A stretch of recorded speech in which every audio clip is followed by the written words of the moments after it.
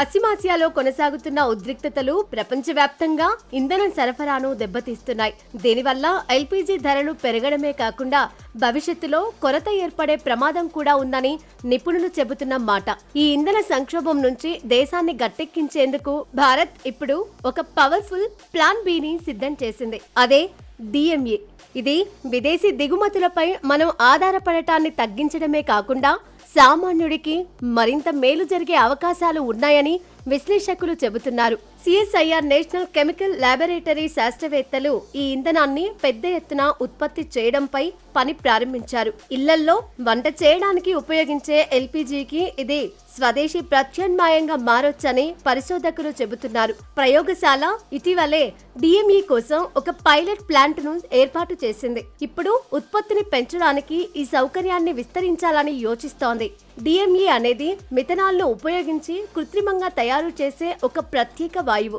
దీని ప్రత్యేకత ఏమిటి అంటే దీని తయారీకి అవసరమైన ముడి పదార్థాలు సులభంగా లభిస్తాయి. రసాయన పరంగా ఎల్పీజీ, డిఎంఈ ఒకేలా ఉంటాయి. దీని ఉపయోగం ఏమిటి అంటే దీనిని నేరుగా వంట గ్యాస్ గా వాడవచ్చు లేదా ఎల్పీజీతో కలిపి ఉపయోగించవచ్చు.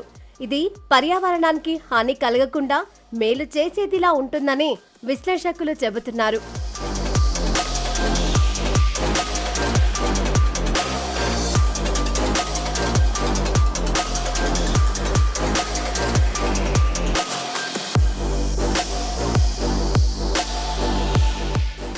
ప్రస్తుత పరిస్థితి ఏమిటి అంటే భారతదేశం తన వంట గ్యాస్ అవసరాలలో ఎక్కువ భాగాన్ని విదేశాల నుండి కొనుగోలు చేస్తుంది. దిగుమతులపై ఎక్కువగా ఆధారపడటం వలన ప్రపంచంలోని ఏ ప్రాంతంలోనైనా వివాదం తలెత్తినప్పుడల్లా భారతదేశ ఇంధన భద్రత ప్రమాదంలో పడుతుంది. ప్రస్తుత ప్రపంచ సంక్షోభం మన స్థానిక ప్రత్యామ్నాయాలపై దృష్టి పెట్టాలని మరింత స్పష్టం చేసింది. డిఎంఈ కోసం ఒక పైలట్ ప్లాంట్ ఇటీవలే ప్రయోగశాలలో ఏర్పాటు చేశారు. శాస్త్రవేత్తలు ఇప్పుడు దాని ఉత్పత్తిని అనేక రెట్లు పెంచడానికి సిద్ధమవుతున్నారు.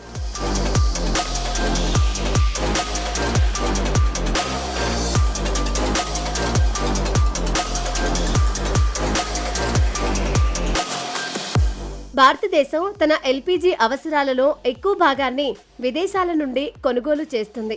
దీనివల్ల గణనీయమైన విదేశీ మారక ద్రవ్యం ఖర్చవుతుంది. పరిశోధన ప్రకారం కేవలం 8% డిఎంఈ గ్యాస్ ను ఎల్పీజీలో కలపడం వల్ల దేశానికి ఏటా సుమారు 9,500 కోట్ల విదేశీ మారక ద్రవ్యం ఆదా అవుతుంది.